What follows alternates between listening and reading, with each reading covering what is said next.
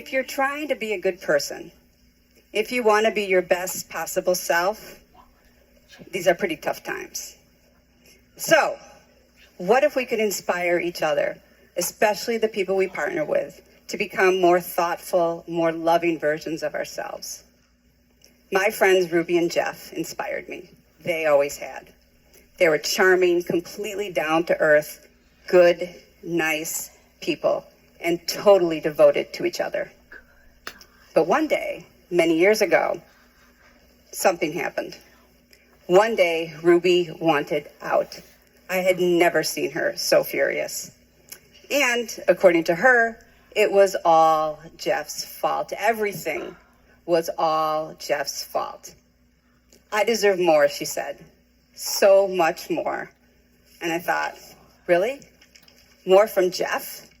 Jeff was the guy that came home after working a hard day's work and made elaborate meals for their family just because. So what had got into Ruby? And what did Oprah have to do with it? Oh, we're going there. But not just yet. As a couples counselor, I hear a lot of people talk a whole lot about how the problems in their relationship are absolutely not their fault. When their partner's upset with them, they say things like, she's too sensitive, or he doesn't know what he's talking about. When I hear things like this, I sit and I listen and I empathize with their pain and frustration. But I know that playing the blame game never gets anyone what they really want and need. When our relationship's in trouble, we're hurt and we're angry, we feel wounded and misunderstood, so we can't always see our own role in all that unhappiness. We give ourselves a free pass, and then we magnify our partner's every misstep. We store up all that hurt and pain in what I call a black bag of resentment.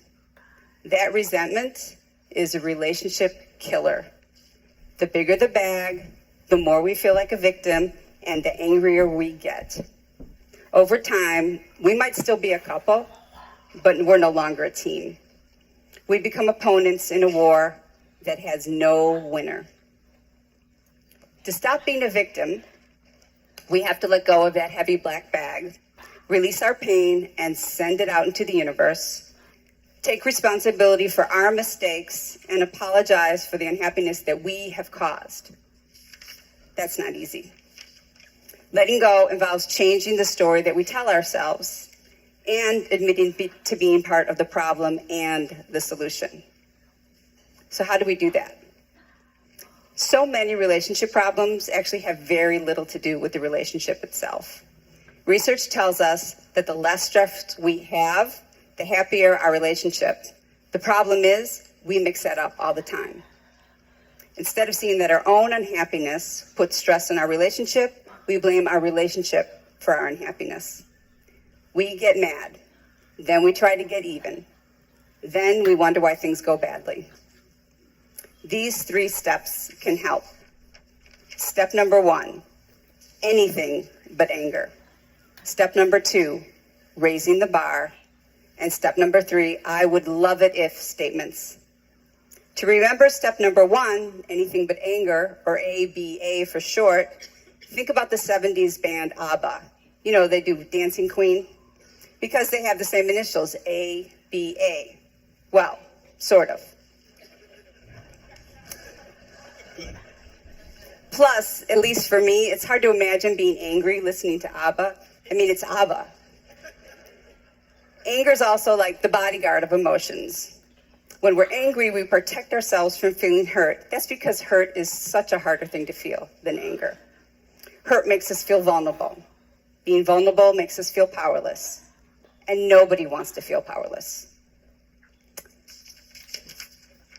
So we use anger to push away our hurt and our sadness and our vulnerability. And in the process, we end up pushing away the people that we love the most. Anger is also the kerosene of relationship problems. Pour anger onto any issue that you're having and watch it ignite. This may be why we can have the same argument over and over and over again in what you might call argument deja vu. The anger builds and feeds on itself. until there's permanent damage or it explodes. So, when you find yourself feeling angry, sit down, take a deep breath, and ask yourself, what am I really feeling underneath all this anger? Expressing just about anything other than frustration or anger can bring you closer. The next time your partner disappoints, and they will, instead of going on the attack, imagine saying, I feel sad, or I feel hurt, or I feel disappointed.